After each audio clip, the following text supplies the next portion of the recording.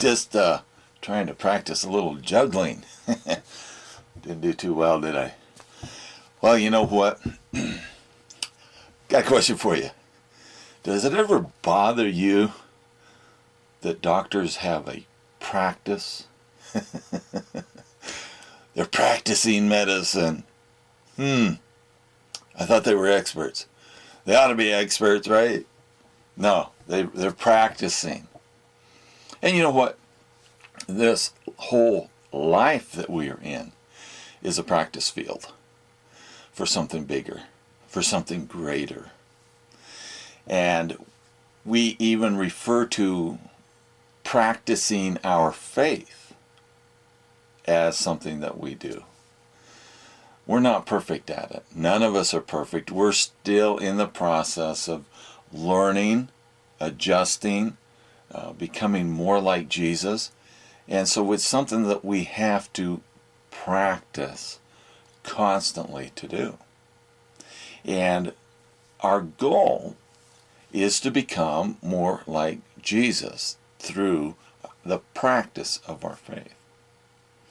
But there are many areas in our faith that we can practice on. Just like, say, an athlete in any sport has different areas of that sport that they need to practice. Let's take baseball, for example. Have you ever watched little kids learning the game of baseball? You know, maybe in the backyard or something. They don't even know what a bat is until you show them what it is. They don't know what it's for. Sometimes they think it's to hit their little brother with, but it's not. But when you show them, even then, they may hold it on the wrong end. They may get their hands backwards.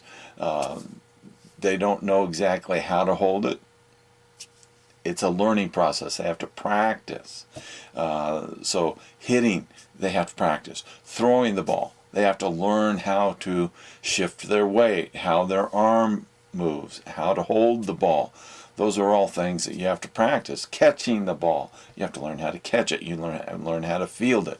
All kinds of different aspects of the sport that you practice. And even professionals practice their sport when they're not playing the game.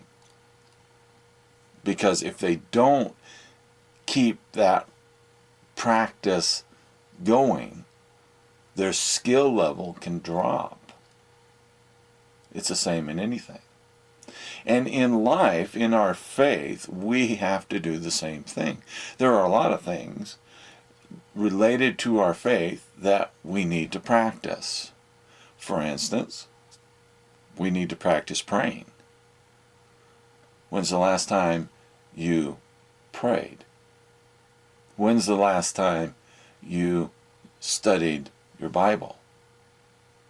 It's very important to know how to study your Bible. You have to practice it. You have to do it. If you're not doing it, then when some trial, some trouble enters your life, some situation that is distressing, some situation that is troubling, some situation that's perplexing, what are you going to do? Where are you going to turn for direction? You're going to go to your friends that don't know any more than you do? Or are you going to go to the source? Are you going to go to the one place where God has given us answers? A lot of people don't pay attention to this. And as a result, they don't even think this book has answers for life. And yet, it has real answers for what I call real life. Because real life involves trouble. In fact, Jesus said it himself. He says, in this life, you will have tribulation. You're going to have trouble. It's going to come. It's not a matter of if. Nobody lives life without trouble. Nobody lives life without having to struggle through things. So how do you deal with them? Do you just get angry? Do you just get upset? Do you just throw in the towel? What do you do? Why not go back to the book that has the answers? But how do you look at it? How do you read it? How do you study it? How do you know that what you're getting is what you need? You have to practice. Practice studying. You know, I remember when I was a young person in our churches, in Sunday school, we had quarterlies. Maybe you have them, maybe you don't. Maybe you don't even know what I'm talking about. But they were little booklets that about every 3 months we would receive one in our Sunday school class. And it would have about 13 lessons in there, comprising 3 months worth of studies, one for every week. And in every week it would have about 5 separate mini lessons that you could study, verses to look up, things to think about every day. And it was great help for me as a young person growing up, because I began to learn what this book had to say. I began to learn where things could be found in this book, because I was practicing studying my Bible every day, every week. If you're not doing that, when the hard times come, and they will come, where's your anchor?